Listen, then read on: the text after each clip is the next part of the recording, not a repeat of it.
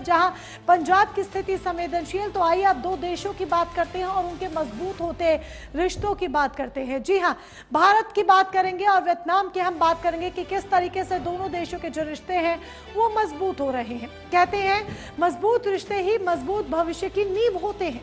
ये लाइनें भारत और वियतनाम के साझा संबंधों पर बिल्कुल सटीक बैठती हैं। जब दुनिया नए आर्थिक और रणनीतिक समीकरणों के दौर से गुजर रही है, तब भारत अपनी वैश्विक साझेदारियों को एक नए मुकाम पर लेकर जा रहा है। आज भारत और वियतनाम के संबंधों में एक नया स्वर्णिम अध्याय जुड़ गया है। वियतनाम के राष्ट्रपति तो लाम के भारत दौरे के दौरान दोनों देशों ने 13 महत्वपूर्ण समझौतों पर हस्ताक्षर किए, जो रक्षा, तकनीक, डिजिटल भुगतान और संस्कृति जैसे क्षेत्रों में नई धार देंगे। प्रधानमंत्री नरेंद्र मोदी ने स्पष्ट किया कि भारत अब व्यापक रणनीतिक साझेदारी को और भी ज्यादा विस्तार देगा, जिसमें 2030 तक द्विपक्षीय व्यापार को $25 बिलियन तक पहुंचाने का संकल्प लिया गया है। एक दशक पहले मेरी वियतनाम यात्रा के दौरान वियतनाम आसियान में भारत का पहला कॉम्प्रहेंसिव स्ट्रेटेजिक भारत बना था, पार्टनर के रूप में बना था। तब से हमारे संबंधों ने तेज और व्यापक प्रगति की है। सिविलाइजेशनल टाइज के साथ साथ हमारे ट्रेड, टेक्नोलॉजी और टूरिज्म संबंध भी और मजबूत हुए हैं। इस मजबूत नींव पर आगे बढ़ते हुए आज हम अपने संबंधों को एनहांस कॉम्प्रिहेंसिव स्ट्रेटेजिक पार्टनरशिप के स्तर पर ले जा रहे हैं। अब हम अपनी साझेदारी को और ऊंचे लक्ष्यों की ओर अग्रसर करेंगे।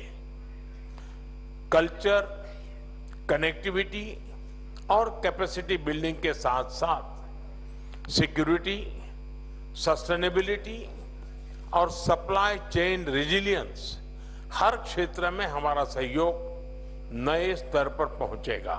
भारत और वियतनाम का बायलैटरल ट्रेड पिछले एक दशक में डबल होकर $16 बिलियन तक पहुंच चुका है।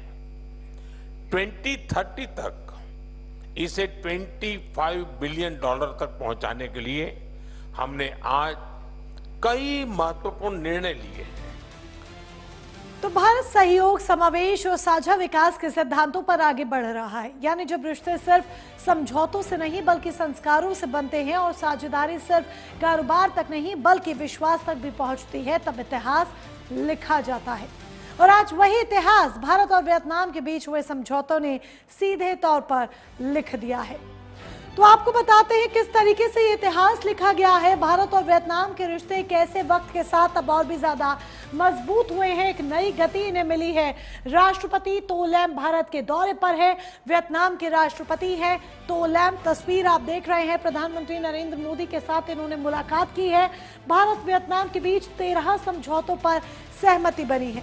13 अहम समझौते जिन पर सहमति बनी है। दोनों ही देशों की, भारत और वियतनाम की, इरल लिमिटेड इट्री खनिज क्षेत्रों में सहयोग की बात हो रही है।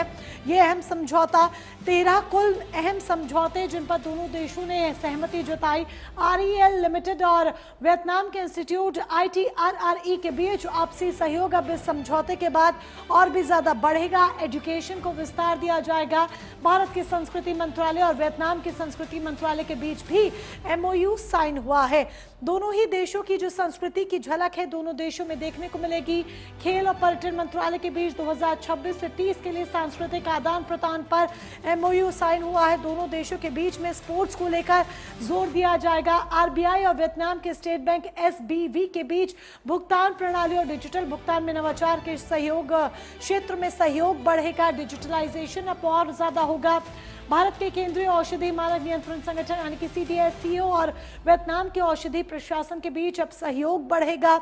आयुर्वेद सेक्टर के में भी ये तेजी हुई है। मेडिसिन सेक्टर में मुंबई के नगर निगम और होची मिन सिटी पीपल्स कमेटी के बीच भी सहयोग को लेकर हस्ताक्षर हुए।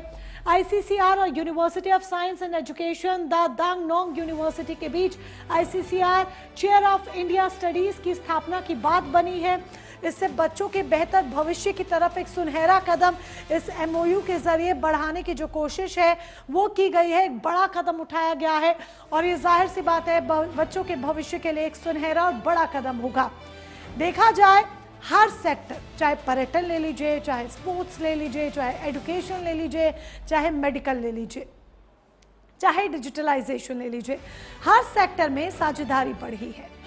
इसको एक बड़ा आयाम अब मिलने वाला है। अब हेल्थ सेक्टर में भारत की सस्ती और असरदार दवाइयां वियतनाम के लोगों के लिए एक नई उम्मीद बनेगी। साथ ही कृषि, मत्स्य, पशुपालन जैसे क्षेत्रों में सहयोग भारत के गांव से लेकर ग्लोबल मार्केट तक एक नई कड़ी जोड़ने वाला है।